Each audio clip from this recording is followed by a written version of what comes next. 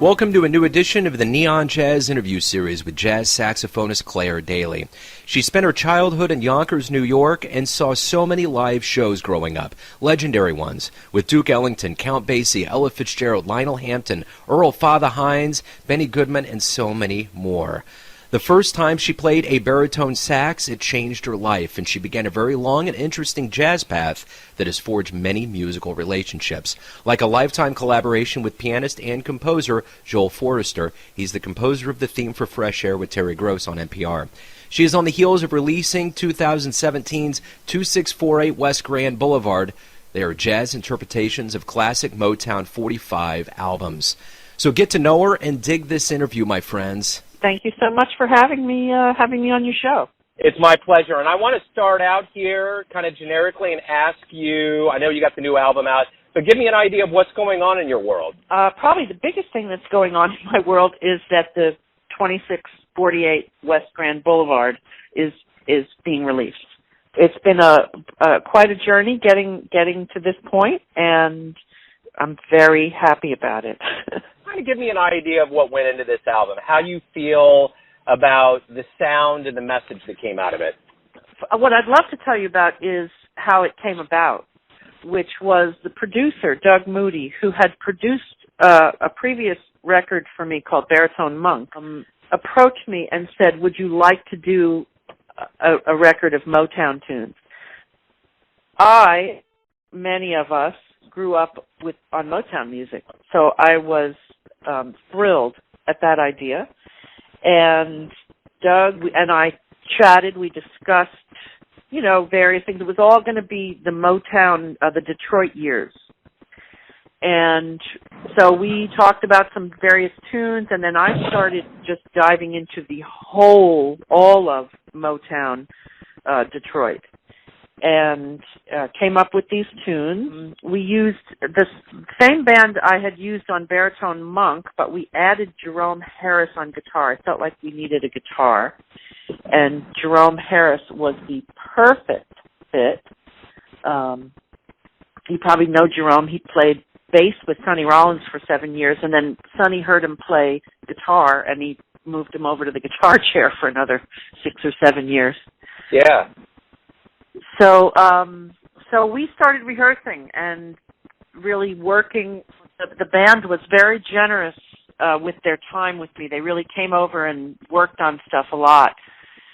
It was a particular challenge to make the record loyal to the tunes, but not covers necessarily.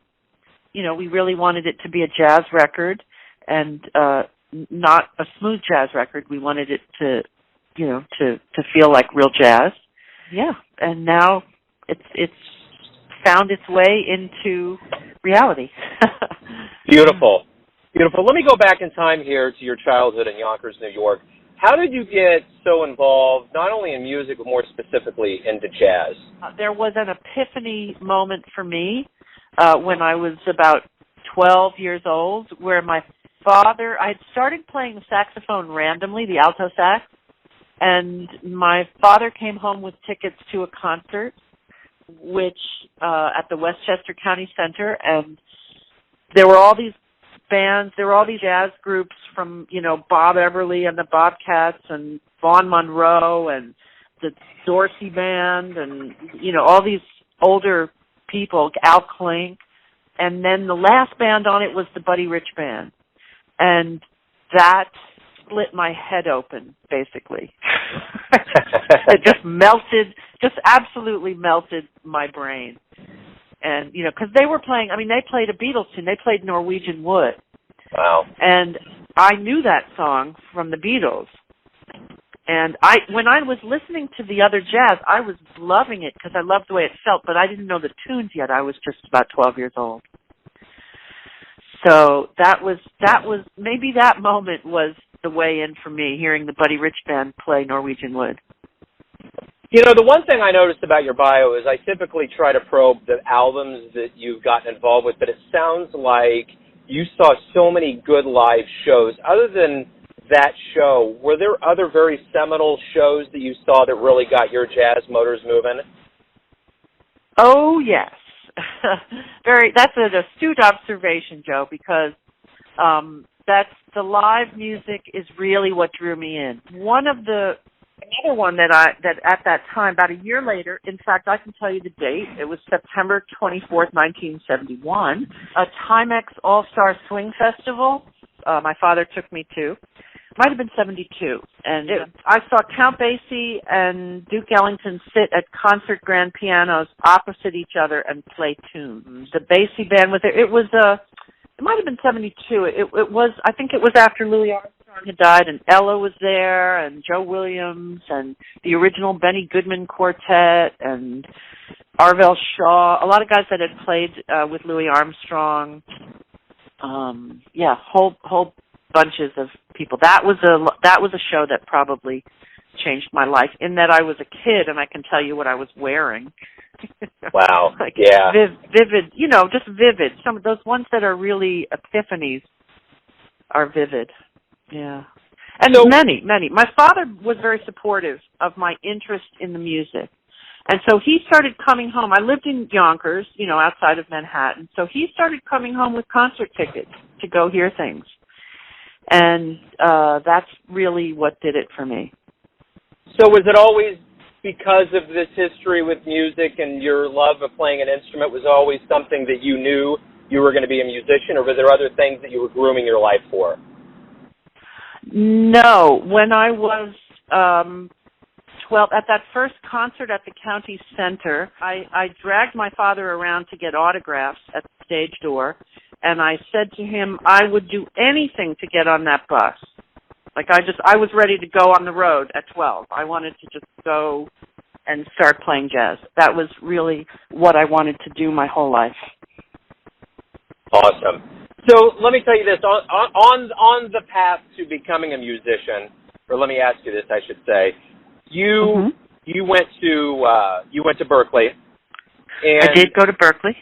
What did you learn there? I know that, that is kind of the mecca for jazz musicians, but from your perspective in a formal educational environment, what did you glean from that school to become a musician, the musician you are now? Wow, that's a wonderful question, Joe. I've never been asked one like that. I learned many things at Berkeley. One thing I learned at Berkeley was what it felt like to live in a community of musicians. And, besides, the mechanics of an instrument, I studied with a great teacher there named Joe Viola, a brilliant teacher there who really was one of the great masters. So I learned so much just about the saxophone, about playing the saxophone from Joe. You learn the theory, you learn a lot about the basics and what you need to know about in music. But as equally as important, I feel, was the camaraderie that existed among musicians at that time. I'm not sure that it's like that now. It could be. I'm not sure. But the experience of going from Yonkers, being in my family and, growing up, to going and being on my own and living in a community of musicians was wonderful for me. I loved it. It was like I found my people. Right on. You've traveled on the road. You've been all around, and there was a big part in your bio about when you played the baritone sax for the first time. It was kind of a game changer for you. Explain why that was. What was it about the instrument that really kind of parted the curtains for you? The first time I played the baritone, the connection was essential to the sound. I'd been playing alto. I was an alto player at Berkeley. And then I added tenor and soprano after Berkeley for a while, and I was in various bands and doing a lot of things. But when I played the baritone, it was the sound that the instrument made that it was a coming home. It was a homecoming, if you will. I don't know how to describe that. Except, it's another of the epiphany moments. If that Buddy Rich band was an epiphany moment in my life, hearing them, the moment that I played that horn was another epiphany moment. I just felt like, oh, there I am. This is my voice. Absolutely. Well, and another epiphany moment, or another big moment in your life was collaborating with Joel Forrester. And I want to know about how that started and how big that's been in your development as a musician. I love telling you about Joel. Joel has a huge impact in my life. We met, I was playing in a little joint in the Village on Saturdays and Sunday afternoons, and Joel contacted me to see if he could book himself in there, because I was if I wasn't playing, I booked somebody else in there. I said, I'm not going to book you just on your own, but if I need a piano player, come and play with me. So he did, and it began a decade or more of doing 1 million gigs together. Joel is one of the most important musical collaborators of my life, for sure. I love playing with him. I love his tunes. He's a prolific writer, a great player, and a character and a half of a friend in life. So that's a life connection. Long. Absolutely. That's the duration there. And Joel, we've played together over 25 years now. Yeah. So we don't do a lot of gigs right now, just not for any reason. Just that's the way, things happen in cycles, I guess. But I hope we play another 1 million gigs. He's beautiful. My favorite musician. Yeah. Well, speaking of 1 million gigs, you've had plenty in your life. You've had a long, long road in jazz. How do you feel about your career? You sit back in the easy chair, you kind of think back to what you've done and where you are. How do you feel?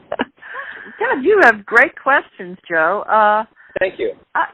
Different days I might have a different answer for that. But overall, I feel that I've been very lucky in my career. I feel very fortunate. And not because I've made a fortune or because I have all the gigs, because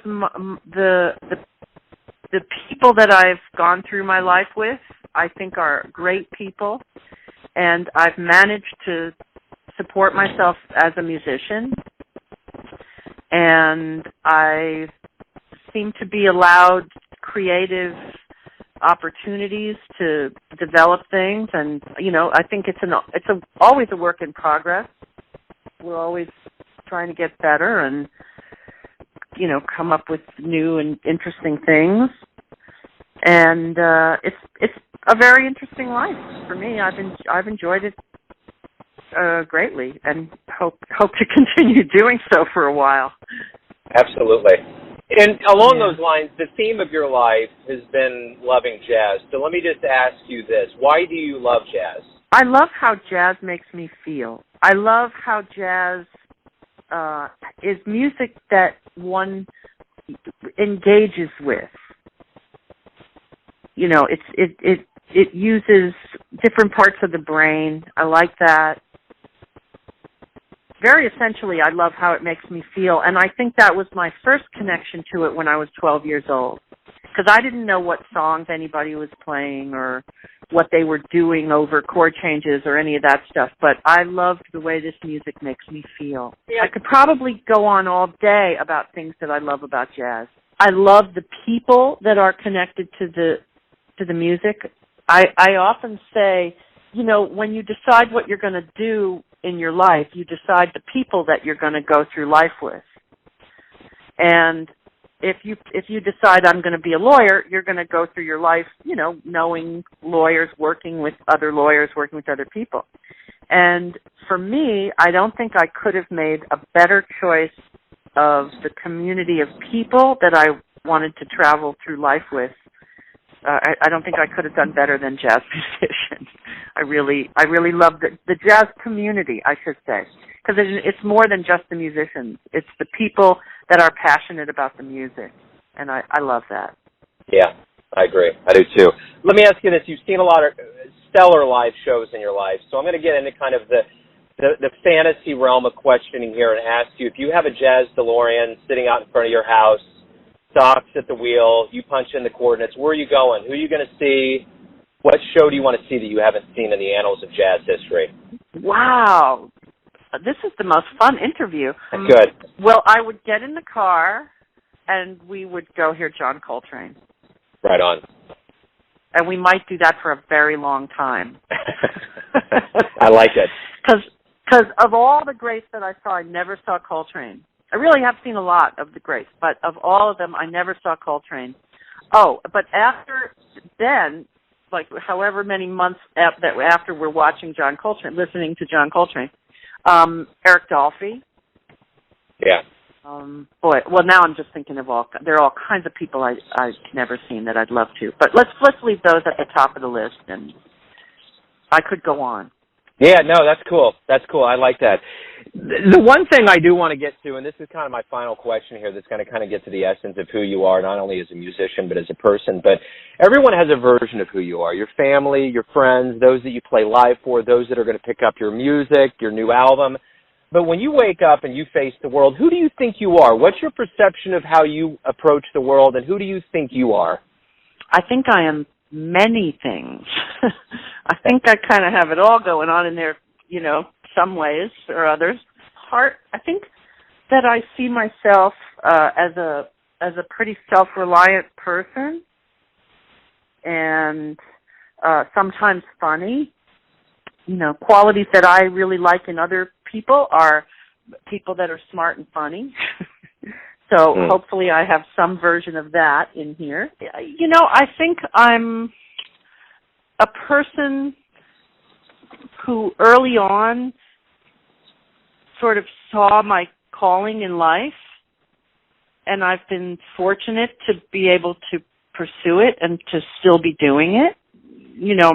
Traits of myself, I think I have every trait. I think I can be very grounded and very down to earth, and I can probably be batshit crazy. I don't know. I think we all encompass many things.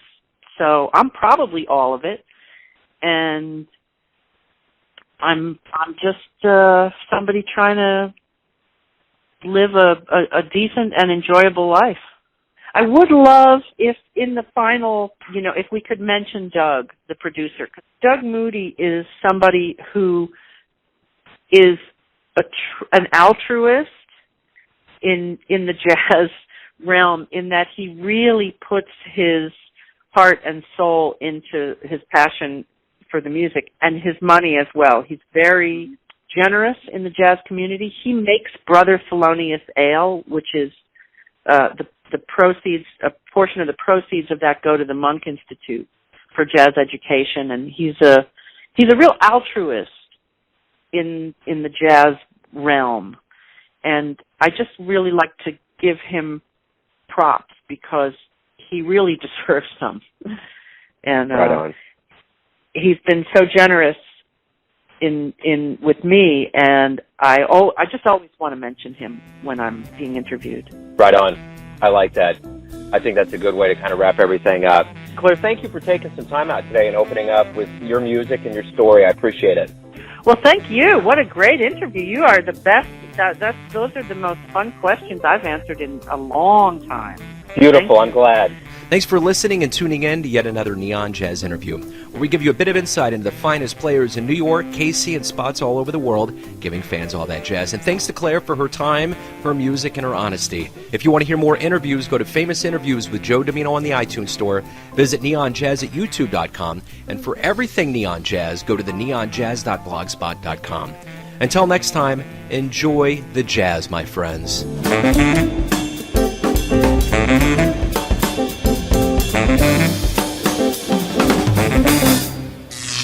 Neon Jazz.